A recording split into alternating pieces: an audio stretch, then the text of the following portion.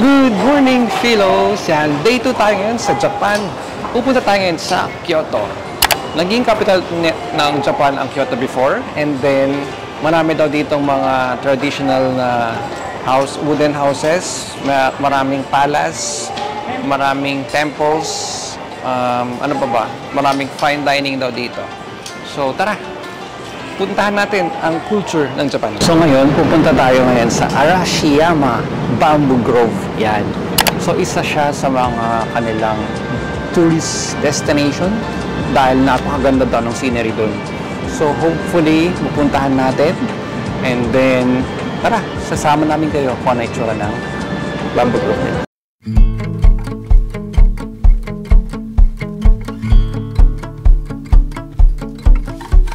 Sun shining bright over my horizon. Put the top down, gonna keep on driving. 'Cause it's blue sky, blue sky, blue skies.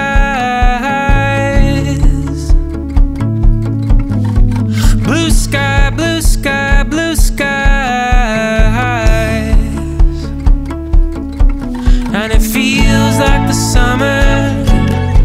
Oh, it feels like the summer to me. So, dahil nasa ibang bansa tayo, try natin yung ito, hindi natin maintindihan. Pakita mo muna sa kanila. Kaya tayo ay curious lang naman ako. Kaya nag-download ako ng Google Translate. Yan, pakita ko sa inyo. Nilagay ko Japanese to English. Tapos ito, take photo. Tingnan natin. Wow! Yan, na-translate galing, na. amazing. So, ibig daw sabihin is Ano naghang? historic climate special preservation area. Wow! Amazing! Genius. Guys, na-translate niya na lahat. Hindi na kami makaalis. Uy, uy. Picturean mo. Uy! Oh. Dami. Ano sabi? Dami. This is the story of the Genji clan after researching the story. Kaya pa, nataas kasi eh.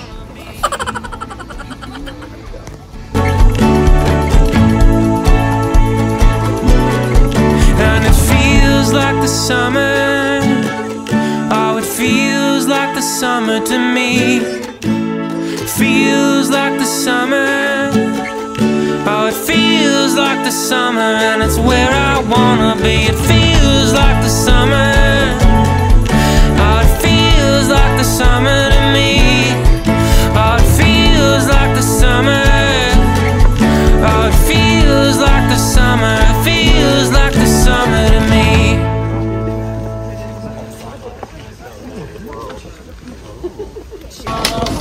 Okay, can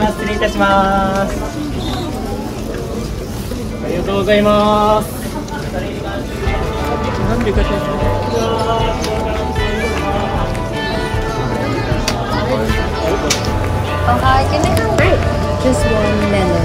Melon? Yes. Okay, 400. Thank you. This one. Yes. Okay.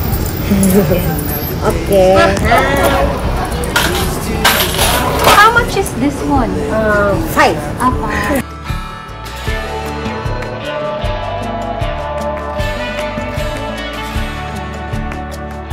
Cheers to the nights we've had. Kadalasan cash sila dito guys. Thank you. Arigato. Feel the sunlight breaking. Who says the feeling has to?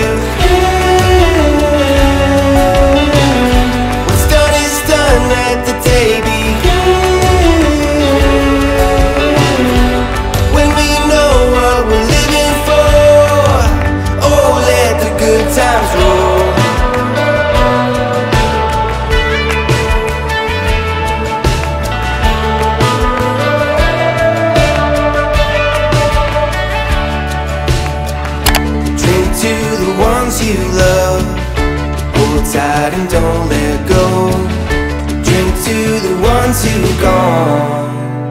So guys, next stop natin ang Inari Shrine.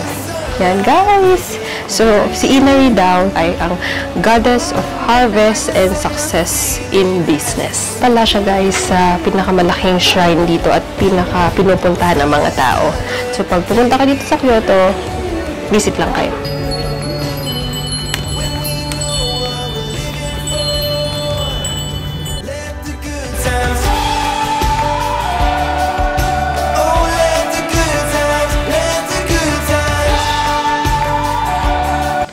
Okay ka lang ba, Marlon? Ayaw pa. Konting tayo na lang. Andar naman. Okay ba yung shoes natin? Ganda. Sama ka dito, Mick. So, kanina, dinaanan natin itong mga to. Yan. Tapos may mga pangalan na nakalagay doon. Tapos search natin para siyang mga business names.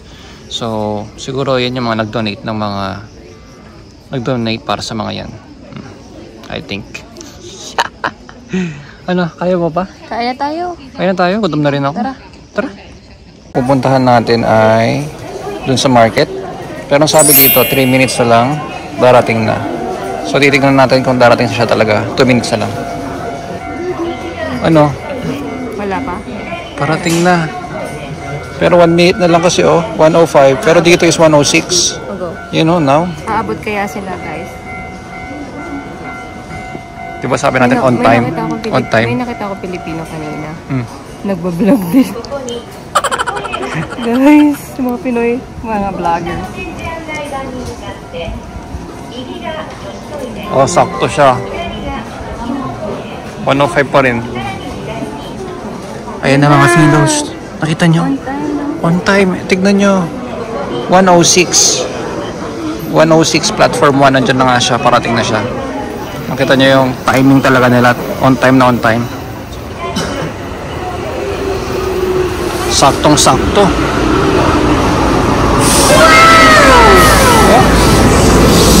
Oh, 1:06. 1:06.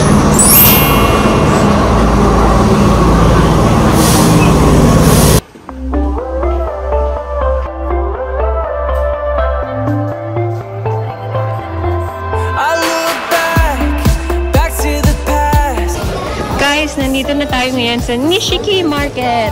Ayan guys. Dito masarap kumain guys. Yan, travel tips sa atin.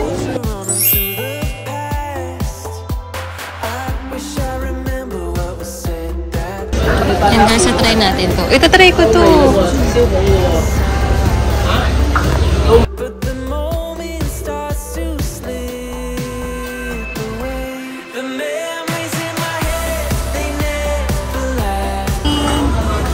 Try lang. Kakain ko ng buo.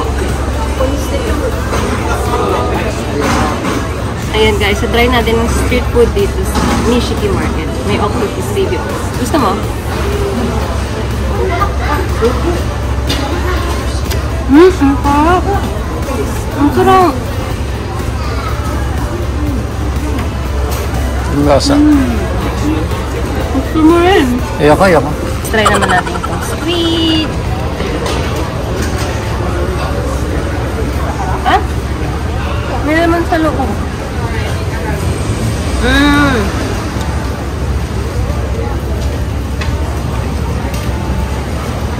Nagkulang sa ng juicy. Parang dry. Pero okay lang, masarap pa rin siya.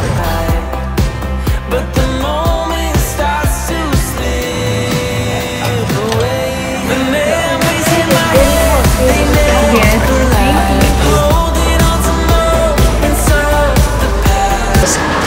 After ng mahaba-habang lakaran natin, ay kakain na tayo guys. So, kung nandito kayo rin sa Osaka, huwag nyo rin kakalimutan tikman ang kanilang okonomiyaki and yakisoba. So, nandito tayo sa Kyoto, nag-visit tayo sa Nishiki Market. So, ayan, itatry natin.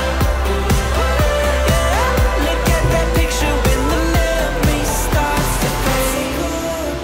Take a look back, what will I find?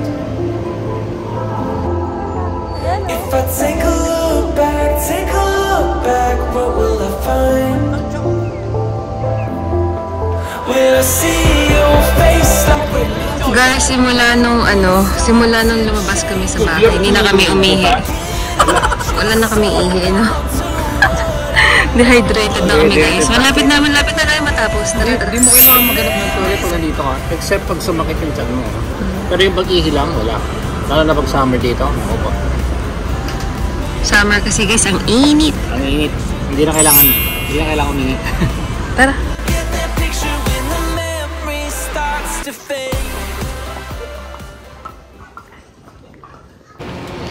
So ayan mga philos, nandito pa rin tayo sa Kyoto banda ha. Dito tayo sa Pontocchio Alley. So ayan, dito sa likod natin, yung buong hilera ng street na yan, puro siya pagkain. So support local tayo para hindi lang tayo nasa isang market. Yan, so para ma-support natin sila. And then more on traditional yung mga places na gaya nito. So ang ganda ng vibes niya. Sa street pa lang niya, ang ganda na ng vibes. Para siyang, we can say, classic or old Japan. Yan. So, i-check nyo lang. So, bago kayo pumunta, i-check nyo lang yung opening hours nila. Kasi hindi sila parang whole day na naka-open. So, marami rin nagko-close in between. Siguro 3 to 5, mga ganyan. Yan. So, tara. Ikot pa tayo. So, ayan mga philos. Kanina, galing tayo sa Pontocchio Valley. Ito pala yung mga dining area nila kanina. So, di natin kita sa labas. Nasa kabilang side pala siya. Ayan. Mahaba.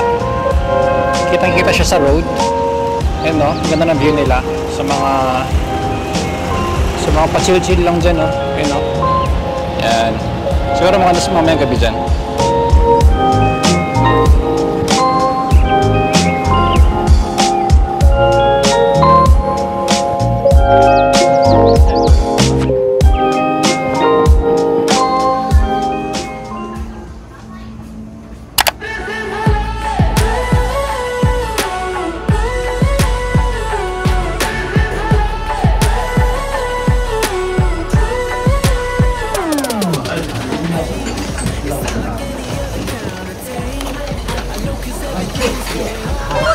Hi!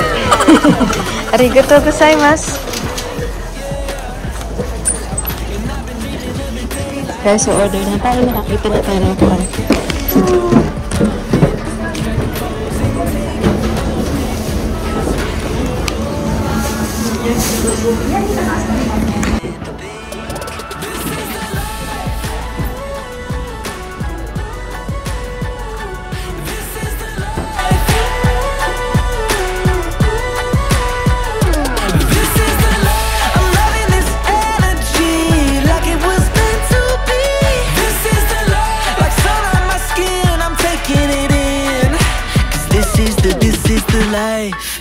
It wasn't always like this, but I would never trade the bad for all the good times that we had. It's all the same in my mind. I always dreamed of a day like this. I get my camera, gonna capture all of it. Strike a pose and take a pic. 'Cause when we're old, I wanna look back and think this is the life. So mga philos, ito na ang ating last stop for today sa Kyoto. Nandito tayo sa Kiyomizu-dera Temple. Isa sa most famous temple dito sa Kyoto. Yan. So, must visit talaga siya. So, yan. Daan kayo dito. And yeah. Saka na pa ako. Tara na.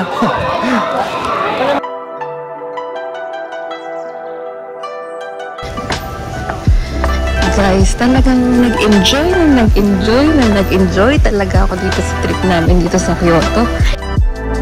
Marlon, nag-enjoy ka sa view. But I just don't want to do that right now because it's just too hot. It's too, yeah. Hindi talaga ako na-disappoint sa mga expectation ko dito sa Japan. Talagang na-meet niya. Na-exceed pa niya. Ang emotions ko naman ay pagod.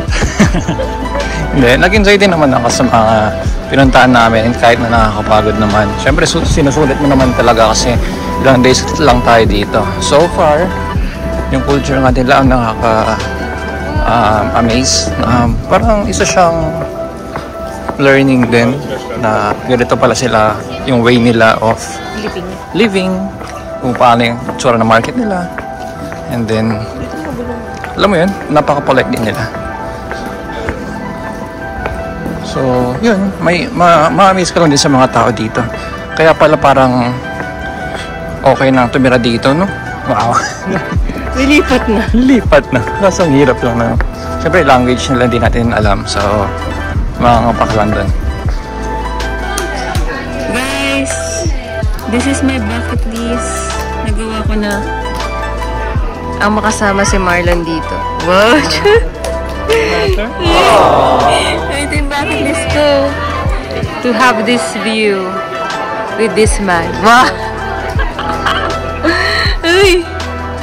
Ay, para ka na ano. So guys, uuwi na tayo dahil alam ko magsisiuwian na yung mga tao at rush hour ngayon, 6 PM. So tara, mauna na tayo sa kanila bago pa tayo ma-hassle sa pag-uwi. So let's go! Tara, uwi na tayo guys!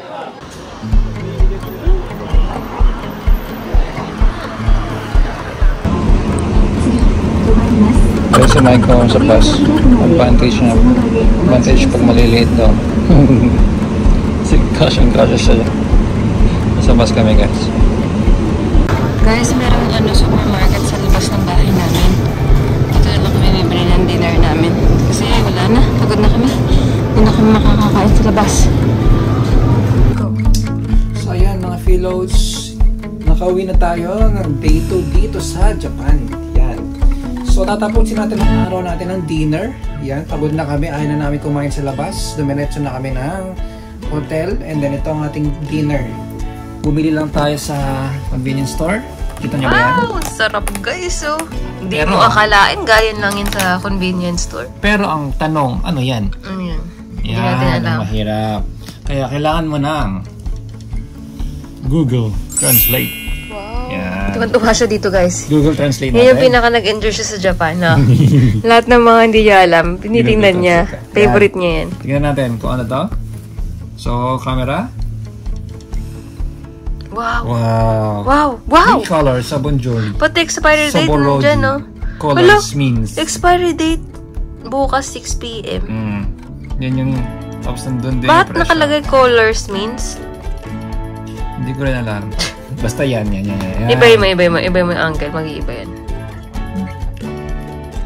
Okay. Yung sa'yo. Try natin. Dito mo yan.